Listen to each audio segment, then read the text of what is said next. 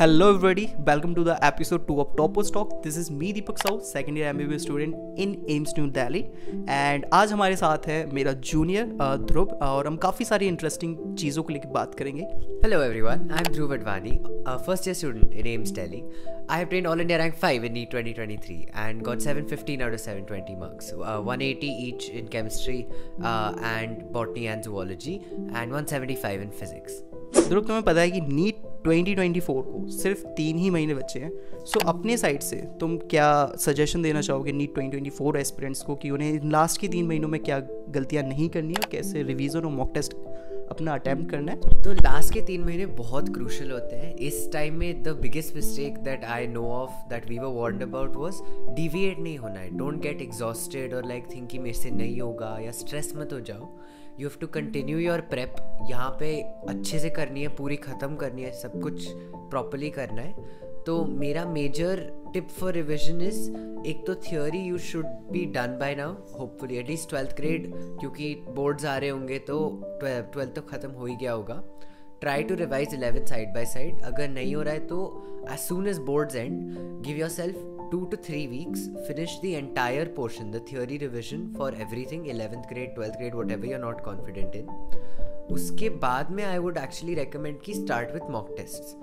Write 1 mock test every day at least, and उसके बाद if you have time or if you don't have anything else to revise, then write 2 or 3. I used to write 3 mock tests a day in the last month or so before NEET. And तो एक तो ये है कि time कम है, तो you have to make sure you're being very efficient.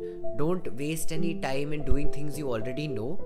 Analyze your strengths and your weaknesses. जहाँ पे problem है, जहाँ पे थोड़ी weakness है या लगता है कि this topic I'm not confident in, start from there and make sure you do those topics properly.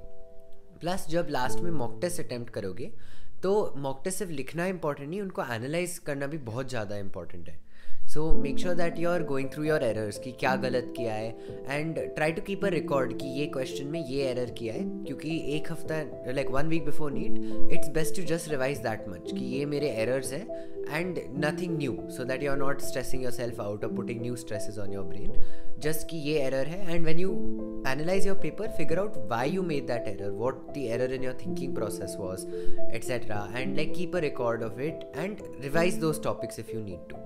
If you find out कि ठीक है I don't know this very well, revise only that, but don't go for entire chapter revisions because there's not enough time for that now. You need to focus on your weaknesses and make them into your strength. Yeah, so ध्रुव, तुमने इतने सारे mock test दिए हैं, so which one तुम्हारा कितना highest mock test score था और कितना लोएस्ट मॉक टेस्ट स्कोर था? लोएस्ट का तो एक्चुअली याद नहीं है मेरे को. आई जस्ट रिमेंबर कि ऐसा पीरियड था जब 11th के मिडिल में आए थे, जब हम लोग फ्लूइड्स वगैरह कर रहे थे, तब मेरे स्कोर्स थोड़े ड्रॉप हुए थे.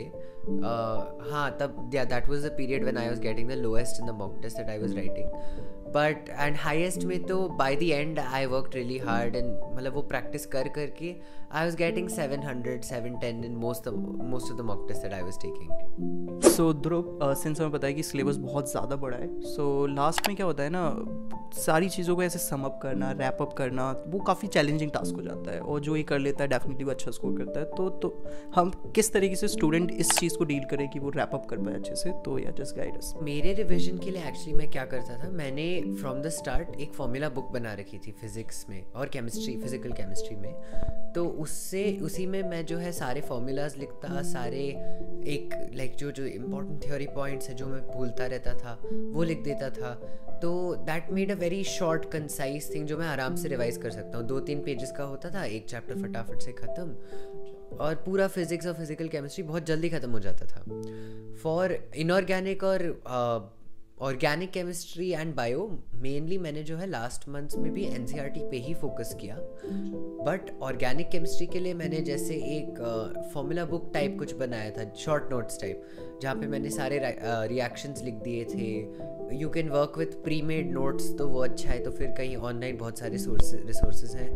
if you want to make your own, तो अभी you can spend the month before boards doing it, but I would not recommend wasting time after board exams, because उसके बाद टाइम ही नहीं है बनाने को. सीधा रिवाइज करो, ख़त्म करो और फिर पेपर्स लिखना चालू करो.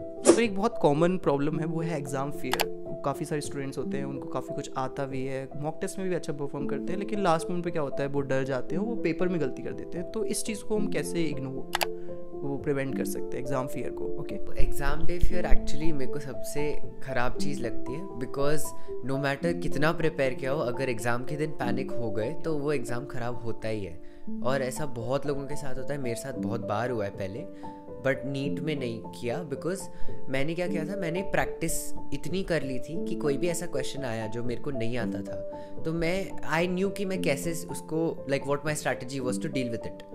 मैं जो है अगर नहीं आता तो मैं इमीडिएटली स्किप करके आगे गया, फिर पूरा ख़त्म किया, फिर वापस आया उस पर. एंड जो है एग्ज़ाम के दिन यू नो कि सेंटर आइडियल नहीं होगा.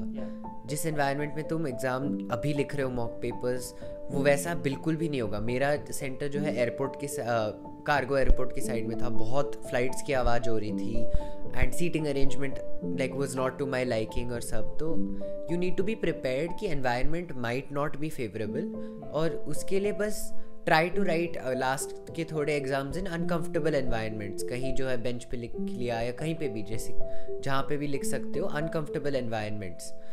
और प्रैक्टिस योर स्ट्रैटेजी कि तुम पेपर कैसे अटेम्प्ट करोगे, फिजिक्स कैम बायो करोगे, बायो कैम फिजिक्स करोगे, या जो भी ऑर्डर है. फिर OMR कैसे बबल करनी है, मेक श्योर OMR बहुत केयरफुली बबल करो, बिकॉज ये सबसे बड़ी गलती हो जाती है लोगों से कि वो OMR गलत बबल कर देते हैं, और उससे ख़राब और कोई एरर नहीं लगता, बिकॉज आंसर पता था, बस गलत मार्क किया है. तो मेक श्योर यू प्रैक्टिस अच्छे से कि एग्ज़ाम कैसे अटेम्प्ट करना है, OMR कैसे लिखनी है.